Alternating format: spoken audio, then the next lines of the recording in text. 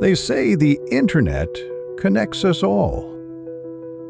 But what if I told you there's another side? A hidden world buried beneath what you see. A world crawling with untraceable users, secret deals, and unspeakable crimes. This is the dark web.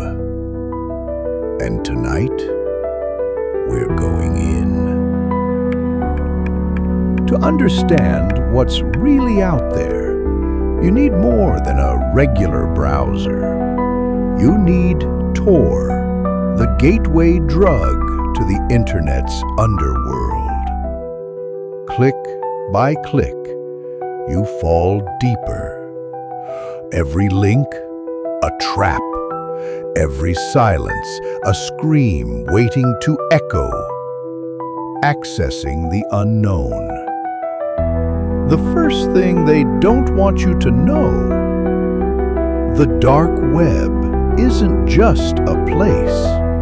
It's a lair, a digital underground city without laws, light, or limits.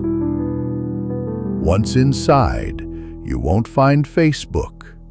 You'll find something called the Hidden Wiki. It looks normal until you scroll. Hitman for hire, fake passports, human trafficking rings, and forums full of people who've forgotten what humanity even is. He watched her sleep every night until he didn't need to watch anymore. The Hitman Market. There was a site. It looked like Amazon, but instead of phones and shoes, you could buy death. A man named Brian Fields was desperate.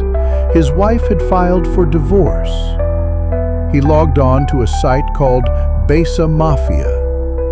$6,000 in Bitcoin. 3 weeks later, she never made it home from work.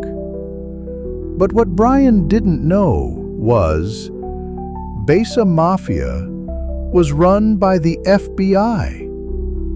He opened the door one morning, and it wasn't a killer.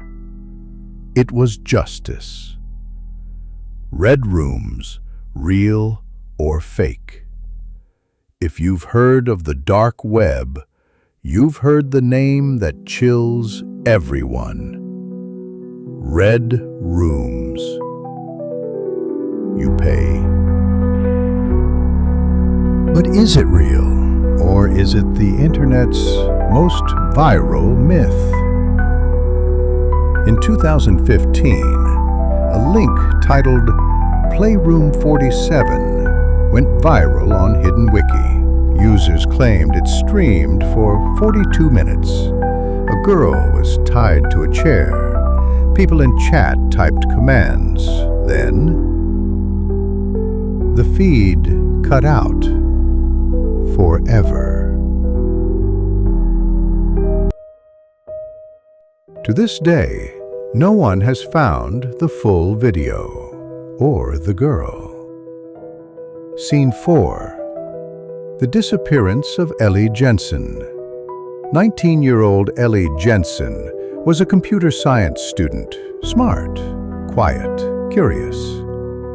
In 2017, she told her roommate she was doing research on the dark web for a university paper.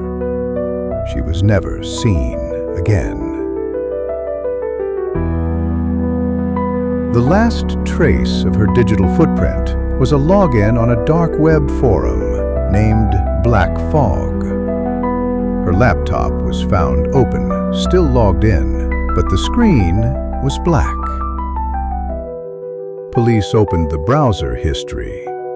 The last page read, "You shouldn't have come here." She was officially declared missing on May 19th, and to this day, not a single clue has surfaced. The marketplace of madness. If you want drugs, weapons, organs, there's a market. Once it was called Silk Road, run by a man who called himself Dread Pirate Roberts.